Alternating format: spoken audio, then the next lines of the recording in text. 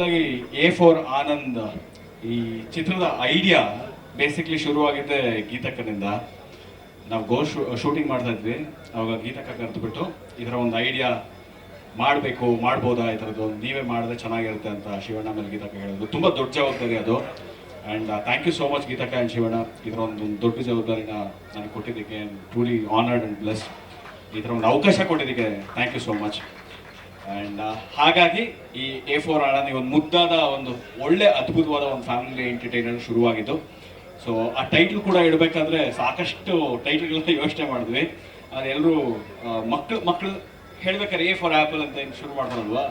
So ನಾವು ಒಂದು idea ಅಂದ್ಕೊಂಡ್ವಿ, ಶಿವಣ್ಣನ ಮೊದಲನೇ ಸಿನಿಮಾ ಆನಂದು, ಸೊ ಅದು ಎ ಇಂದನೇ ಶುರುವಾಗುತ್ತೆ. ಸೊ ಎ ಫಾರ್ ಆನಂದ್, ಮಕ್ಕಳನ್ನ ಎ ಫಾರ್ ಆನಂದ್ ಅಂತ ಒಂದೆಲ್ಲೋ ಒಂದು ಸ್ಕೂಲಲ್ಲಿ ಮಾಡ್ತಾರೆ, ಅದಕ್ಕೊಂದು ಹಿಂದಿನ ಒಂದು ಕಾನ್ಸೆಪ್ಟ್, ಅದು ಏನಕ್ಕೆ ಎ ಫಾರ್ ಆನಂದ್ ಅಂತ ಟೈಟ್ಲ್ ಬರುತ್ತೆ ಅನ್ನತ್ತೆ. ಒಂದು ಕಥೆಯಲ್ಲಿ ಕತೆ ಒಳಗಡೆ ಒಂದು ಸೀಕ್ವೆನ್ಸ್ ಬಂದು ಅದು ಕತೆ ಆಗಿ ಫಾರ್ಮ್ ಆಗಿ ಫ್ಲ್ಯಾಶ್ ಬ್ಯಾಕಿಂದ ಏನೇನು ಕತೆ ಶುರುವಾಗುತ್ತೆ ಅನ್ನೋದೇ ಮಿಕ್ಕಿದ ಕತೆ. ಎಲ್ರಿಗೂ ಬಂದಿರೋರ್ಗು thank you so much. Next Shivanna ಮಾತಾಡ್ತಾರೆ. ಓಕೆ, ನಮ್ಮ